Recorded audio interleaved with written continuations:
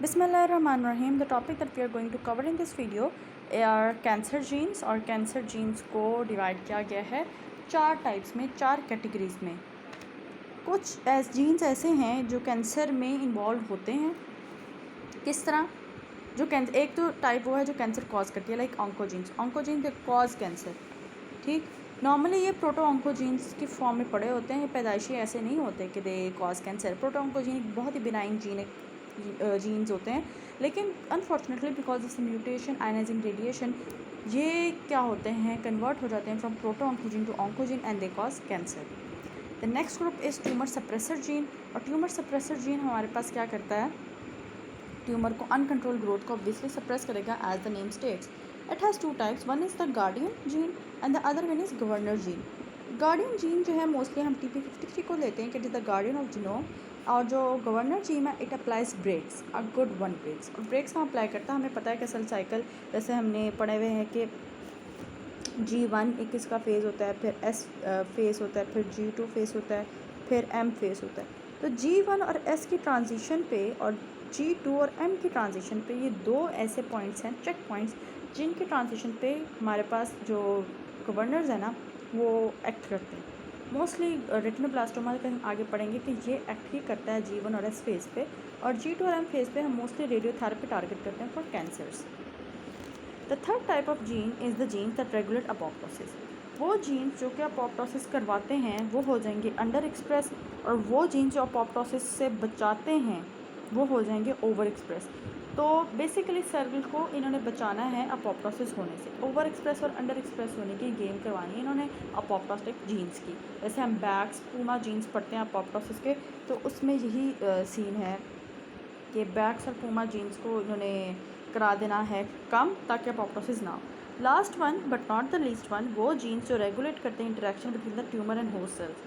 Tumour cells body में develop हो रहे हैं और होस्ट सेल्स बॉडी में ऑब्वियसली हैं, तो किस तरह होस्ट सेल्स अपना इम्यूनिटी का रिएक्शन देंगे, इम्यून सिस्टम किस तरह एक्टिवेट करेंगे अगेंस्ट द ट्यूमर सेल्स, उनके दरमियान को जो इंटरेक्शन है वो ये वाले जीन्स कराते हैं। So there are 4 genes: oncogenes, tumour suppressor genes, genes that regulate apoptosis and genes that regulate the interaction. इस तरह कुछ एग्जांपल्स दी गई हैं इनहेरिटेड प्रीडिस्पोजिशन टू कैंसर में। एक autosomal dominant cancer syndromes like retinoblastoma gene है जो रेटिनोब्लास्टोमा कराता है, TP53 हुले फ्रोमिनी सिंड्रोम कराता है। फिर APC याद रखें, फेमिलियल रेटिनोमैटस पॉलीपोसिस, NF1 NF2 न्यूरोफिब्रोमाटोसिस कराएगा, BRCA1 BRCA2 ओवेरियन और ब्रेस्ट ट्यूमर्स। बाकी HNPCC the hereditary non polyposis colorectal cancer जो है वो माइक्रोसेटेलाइट जो रिपीट यूनिट्स होते हैं DNA मिसमैच रिपेयर के, उसके जीन्स में MSH2 MLH1 इन चीज़ों को डील करता है।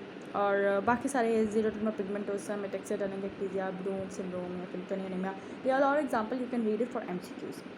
नेक्स्ट जो टॉपिक हम कवर करने लगे हैं बहुत ही छोटा सा टॉपिक है, बहुत चुना सा, and that is not even important. So carcinogenesis that is a multi step process. इस पूरे पैराग्राफ्स में इन्होंने बताया कि जिस तरह डार्विन ने कहा था कि इंसानों के लिए सर्वाइवल ऑफ द फिटेस्ट की थ्योरी है, इसी तरह कैंसर्स के लिए भी सर्वाइवल ऑफ द फिटेस्ट की थ्योरी है। आहिस्ता आहिस्ता कैंसर्स ने भी अपने आप को प्रोग्रेस किया है, प्रोग्रेसिव हैं बहुत ज़्यादा, कैंसर इंसानों से ज़्यादा प्रोग्रेसिव है इन द टर्म्स कि उन्होंने अपने आप को मोर मैलिग्नेंट किया, मोर एग्रेसिव किया और मोर रेजिस्टेंट टू थेरेपी किया। तो जो कैंसर ऐसा होगा वही बच पाएगा, वरना बाकी जो है वॉश आउट हो जाएंगे डार्विनियन सिलेक्शन के मुताबिक। The next important topic is hallmark of cancer, that is very very very important topic. There are 8 hallmarks of cancer, जैसे फंडामेंटल हम चेंजेस कहते हैं कि कैंसर में सेल फिजियोलॉजी में फंडामेंटल जो चेंजेस होती हैं वो 8 किस्म की होती हैं। एक है self sufficiency in growth signals, वो अपने आप को खुद ही ग्रो करवाता रहता है। Insensitivity to growth inhibitory signals, किसी की परवाह नहीं है, कोई उसे रोके उसने नहीं रुकना। सेल मेटाबॉलिज्म ऑल्टर हो जाता है। Evasion of apoptosis, limitless replicative potential, immortality आ जाती है, और सस्टेन्ड एंजियोजेनेसिस। ब्लड वेसल्स होंगे तो कैंसर भी ग्रो करता रहेगा। Invasion and metastasis and evasion of immune surveillance. The first topic that we are going to cover today is self sufficiency in growth signals. तो अपने आप को सेल ने खुद मुख्तार बना देना है ग्रोथ सिग्नल्स को ज़्यादा डाल के। अब वो ग्रोथ सिग्नल्स कैसे आ रहे हैं? There is one gene that is called RAS gene. RAS gene एक प्रोटो ऑन्कोजीन है, बट ड्यू टू म्यूटेशन वो ऑन्कोजीन बन जाता है, and it is one of the commonly mutated oncogene. 30% approximately it forms the tumours of the human, mostly like pancreatic adenocarcinoma. RAS ने क्या करना है कि एक्टिवेट होना है। ऑब्वियसली रैस एक्टिवेट जैसे यहाँ पे दिखाया गया है कि CGMP पाथवे उससे एक्टिवेट हो रहा है, GTP is converted into GTP and GTP gets its activated. यहाँ पे एक पॉइंट लिखा हुआ है कि RAS is most commonly activated by point mutations in amino acid residues. और अमाइनो एसिड रेजिड्यूज़ में, उन अमाइनो एसिड रेजिड्यूज़ में कैसे म्यूटेशंस आती हैं, ईदर के GTP बाइंडिंग पॉकेट में कोई म्यूटेशन आ जाए या फिर कोई इंजामेटिक रीजन में आ जाए, जो कि वो इंजामेटिक रीजन जो कि GTP के हाइड्रोलिसिस करवाते हैं। रैस ने एक्टिवेट होके ये सारे फॉस्फेटाइल इंसिटॉल 3 काइनेजेस के सिस्टम को एक्टिवेट करना है, रैफ को एक्टिवेट करना है, and it has to produce MYC protein. MYC protein ही बनाना इसका मेजर मकसद है, क्योंकि MYC protein further causes cell cycle progression.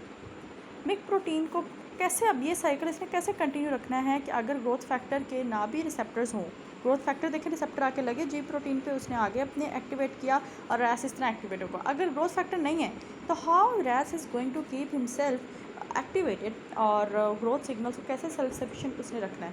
उसने क्या करना है, न्यूक्लियस में होने वाले तमाम पाथवेज को इस तरह और इस कदर ऑल्टर करना है यहाँ तक कि न्यूक्लियस अलाउ कर दे कि मिक प्रोटीन को limitlessly without any check MYC protein produce होती रहे, और मिक होती रहेगी तो ऑब्वियसली मिक होती रहेगी तो सेल साइकिल प्रोग्रेस होता रहेगा।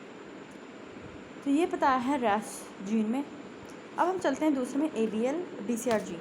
ABL ये एक नॉन रिसेप्टर और tyrosine kinase function tyrosine kinases के थ्रू ये फंक्शन करता है। ABL जीन नॉर्मली क्रोमोसोम 9 का पार्ट होता है। इसकी इंपॉर्टेंस ज़्यादा तब होती है जब ये क्रोमोसोम 9 से टूट के इसका एक पोर्शन क्रोमोसोम 22 पे ट्रांसलोकेट हो जाता है और वो BCR के साथ एक हाइब्रिड बना देता है। BCR ABL जीन दोनों इकट्ठे हो जाते हैं। ये दोनों टायरोसिन काइनेजेस के थ्रू एक्ट करते हैं, और एक्ट क्या करते हैं कि ये बोन मैरो में WBCs की प्रोडक्शन बहुत ज़्यादा करते हैं, ल्यूकोमोजेनेसिस करा देते हैं। जैसे यहाँ लिखा हुआ है कि BCR AB जीन की fusion formation is an early perhaps initiating the event that drives leukemogenesis. Bone marrow में ये WBCs को बहुत ज़्यादा बढ़ा देते हैं, that leads to a condition known as chronic myeloid leukemia. चूँकि टायरोसिन काइनेज की एक्टिविटी से ही अपना सारा काम करते हैं ल्यूकोमोजेनेसिस का, तो अब न्यू जो कैंसर की थेरेपी आई है उसमें टायरोसिन काइनेज इनहिबिटर्स इसको यूज़ किए जाते हैं टू टारगेट लाइक इमिटिनेब मिसाइलेट। ये सारी ड्रग से टारगेट की जाती है BCR ABL जीन के टायरोसिन काइनेजेस की एक्टिविटी। बाकी ये BCR ABL जीन हो गए, बाकी इतना इम्पॉर्टेंट नहीं है। हम नेक्स्ट पॉइंट पे चलते हैं, that is very much important insensitivity to growth inhibitory signals. हमने बताया पिछले पॉइंट में हमने ये पॉइंट कवर किया कि ये जो सेल है अपने आप ही ग्रोथ सिग्नल्स प्रोड्यूस कर रहा है विदाउट एनी एक्सटर्नल स्टिमुलस। तो जो ग्रोथ सिग्नल्स उससे इनहिबिट कर रहे हैं उससे कोई फ़र्क नहीं पड़ा, चाहे 100 दफ़ा इनहिबिटरी सिग्नल्स आएँ, उससे कोई मसला नहीं। Insensitivity to growth inhibitory signals में जो ट्यूमर सप्रेसर जीन का हम जिक्र करेंगे वो होगा एक TP53 और रेटिनोब्लास्टोमा जीन। रेटिनोब्लास्टोमा जीन का जैसे मैंने पहले बताया कि वो governor of the cell cycle है, और ये एक negative regulator of cell cycle है। इसने G1 और S फेज़ के लेवल पे अटैक करना है। RB gene causes tumours like retinoblastoma, ठीक। और ये एक नुटसन साइंटिस्ट उसने 1974 में डिस्कवर किया। तो सबसे पहले रेटिनोब्लास्टोमा जीन सबसे पहले डिस्कवर हो गया था। अब रेटिनोब्लास्टोमा जीन के ऊपर इसने रिसर्च की काफ़ी, नुटसन ने और पता लगा कि जैसे क्रोमोसोम लोकस 13q14 पे पता लगा कि रेटिनोब्लास्टोमा के दो म्यूटेटेड एलील्स हों रेटिनोब्लास्टोमा के, तो फिर जाके रेटिनोब्लास्टोमा होता है। इट रिक्वायर्स 2 म्यूटेशंस 2 हिट्स, इसे 2 हिट्स थ्योरी भी कहते हैं। 2 म्यूटेशन 2 हिट्स चाहिए जिससे रेटिनोब्लास्टोमा डेवलप होगा। अब रेटिनोब्लास्टोमा या तो स्पोरेडिक फॉर्म है, मतलब अचानक कोई एक्सपोजर हुआ, कार्सिनोजेनिक एक्सपोजर लाइक एक्सरेज, ज़्यादा x rays, gamma rays, UV rays, उसकी वजह से एक्सपोजर हुआ, या फिर फेमिलियल हो सकता है कि जर्म लाइन में एक म्यूटेशन हुई और उसके बाद जाके सोमैटिक म्यूटेशन हुई, उसके somatic mutation normal RB allele में हुई। स्पोरेडिक है एक और फेमिलियल है। अब ये देखें स्पोरेडिक में देखें यहाँ पे कि सब स्पर्मेटोजेनेसिस जर्म सेल नॉर्मल, यहाँ भी नॉर्मल अनटिल अनलेस एक पॉइंट पे एक म्यूटेशन आती है आउट ऑफ नोवेयर, और वो हिट दोनों में से एक एलील को अफेक्ट कर देती है, ठीक। आगे जाके उसकी दूसरी एलील को भी दोबारा एक म्यूटेशन आती है और दूसरी एलील को भी अफेक्ट कर देते थे। तो जब दोनों एलील्स डिफेक्टिव हो जाएंगी फिर जाके क्या होगा, रेटिनोब्लास्टोमा। ठीक, फेमिलियल में क्या होता है, पहली हिट उसके जर्म लाइन म्यूटेशन में ही आ चुकी होती है और दूसरी कॉपी जो होती है वो नॉर्मल होती है। एक एलीलिक में म्यूटेशन है, दूसरी इज़ नॉर्मल। लेकिन फिर क्या होता है, अगेन सोमैटिक सेल्स में जाके दोबारा म्यूटेशन हिट करेगी, एक हिट आएगा और उससे जो है रेटिनोब्लास्टोमा, चूँकि जब दोनों म्यूटेशन आ जाएंगे तो रेटिनोब्लास्टोमा हो जाएगा पेशेंट को। रेटिनोब्लास्टोमा बताते चलो कि एक ऑटोसोमल डोमिनेंट इनहेरिटेंस पैटर्न है इसका। ठीक, अर्जेंट पेशेंट को रेटिनोब्लास्टोमा होता है, they are most likely to have osteosarcomas and soft tissue sarcomas too. और रेटिनोब्लास्टोमा का यहाँ लिखा हुआ है कि जो role of retinoblastoma in regulating the G1 और S check point in the cell cycle, या तो वो अगर फॉस्फोरिलेट होता रहे और चलता रहे तो जी ग्रोथ फैक्टर्स भी आ रहे हैं और फॉस्फोरिलेट भी हो रहा है तो ट्रांसक्रिप्शनल एक्टिविटी भी एक्सीलेंट चल रही है। लेकिन जो ही वो हाइपरफॉस्फोरिलेट होता है तो ट्रांसक्रिप्शन एक्टिविटी ब्लॉक हो जाती है एस फेज़ जीन में, एस फेज़ में ही, और इस तरह वो सेल साइकिल को G1 और एस फेज़ के ऊपर लाके कंट्रोल करता है। नेक्स्ट टॉपिक जो हम पढ़ने लगे हैं, अच्छा यहाँ पे इसने लिखा भी हुआ है कि जो 4 की रेगुलेटर्स हैं ना सेल साइकिल्स के, जो हम कहते हैं कि गवर्नर्स हैं, वो P16 cyclin dependent kinases, cyclin D, retinoblastoma, और ये जीन्स हैं जो गवर्नर भी हैं और यही जीन है जो सबसे ज़्यादा ह्यूमन कैंसर में म्यूटेट भी होते हैं। TP53 is the guardian of genome and it's very very very important. 70% of the mutation ना इसी में होती हैं, गार्डियन ऑफ जीनोम में। गार्डियन ऑफ जीनोम की शॉर्ट हाफ लाइफ है, 20 मिनट्स की हाफ लाइफ है इन अनहेल्दी सेल्स और नॉन स्ट्रेस्ड सेल्स में। और ये क्या करता है, 3 तरीके से रिएक्शन दे सकता है। हम आगे पिक्चर देखते हैं, पिक्चर में बहुत क्लियर दिखा हुआ है कि पहला रिएक्शन क्या है इसका, या तो ये सेनेसेंस करा देगा, परमानेंट जो है सेल साइकिल को अरेस्ट करा देगा, या क्विसेंस करा देगा, या फिर ये अपोप्टोसिस कराएगा, और रिपेयर भी बीच में करा सकता है। जो रिपेयर ही करवाना है, TP53 का काम ही ये है कि ये DNA रिपेयर करवाए ट्रांजिएंटली। जब क्विसेंस करवाएगा, ट्रांजिएंट सेल साइकिल अरेस्ट करवाता है तो तब ये DNA रिपेयर करवा देता है। अब इसके पहले थ्योरी पढ़ लेते हैं and then we will go towards the flow chart because वो बहुत बहुत बहुत ज़्यादा इंपॉर्टेंट है।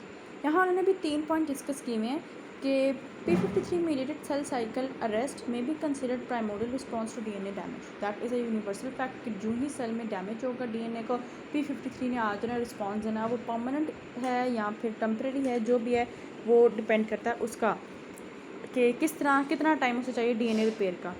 अगर DNA जो है डिफेक्टिव हुआ है तो P53 क्या करेगा, G1 फेज़ के लेवल पे अरेस्ट करेगा सेल साइकिल को, साइक्लिन डिपेंडेंट काइनेजेज और ये सारे गवर्नर्स और सब चीज़ों को एक्टिवेट करेगा, सब चीज़ों को डीएक्टिवेट करेगा। कैसे, हाइपोफॉस्फोरिलेशन से।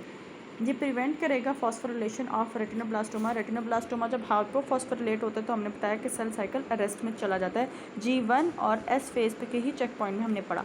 तो सबसे पहले हाइपोफॉस्फोरिलेट करेगा, फिर DNA रिपेयरिंग जीन्स को बुलाएगा MDM2 की ट्रांसक्रिप्शन से और DNA को रिपेयर करेगा। ये हो गया transient cell cycle arrest. Permanent में ये क्या करेगा, ये सेनेसेंस करवाएगा और परमानेंट एक काइंड ऑफ सेल अरेस्ट में ये साइक्लिन डिपेंडेंट काइनेसिस इनहिबिटर्स को बुलवा के ताकि इनहिबिट करे पूरे सेल साइकिल के फेज़ को। ये दूसरा तरीका हो गया इसका रिएक्ट करने का। तीसरा इज़ वेरी इंटरेस्टिंग।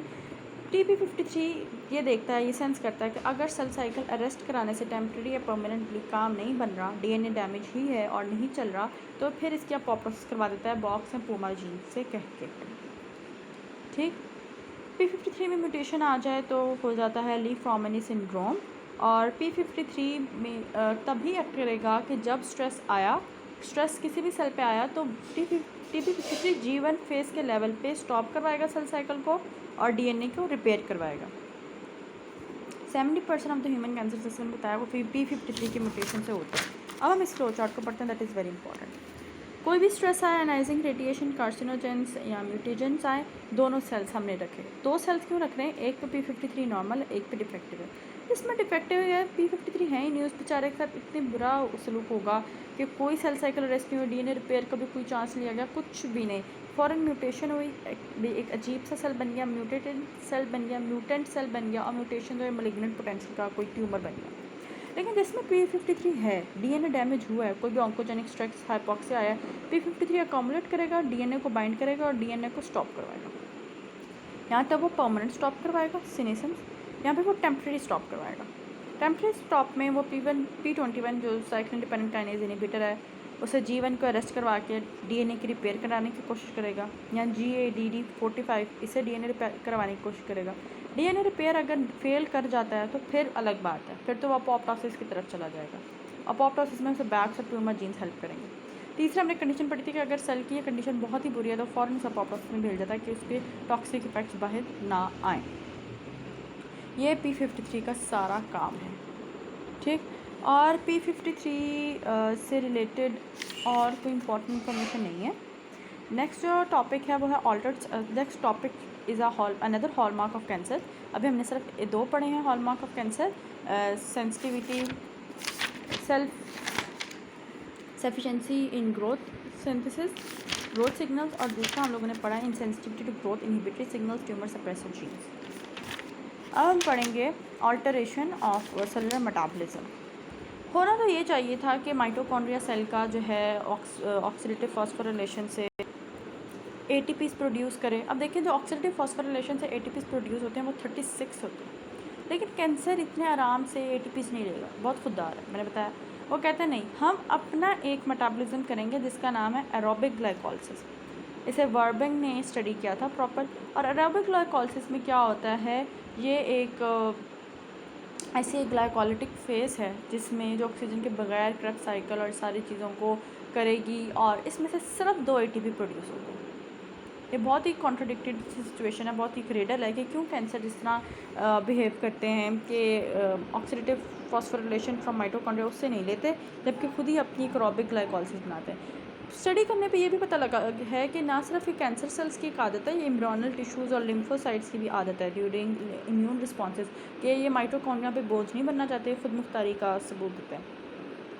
स्टडी करने पे ये रिडल खुली और समझ आया कि ऐसा इसलिए होता है क्योंकि एरोबिक ग्लाइकोलिसिस में ऐसे मेटाबोलाइट्स, ऐसे साइड प्रोडक्ट्स या ऐसे इंटरमेटाबोलाइट्स बनते हैं, इंटरमीडिएट्स बनती हैं जो कि सिंथेसिस ऑफ सेलुलर कंपोनेंट्स के लिए नीडेड होती हैं।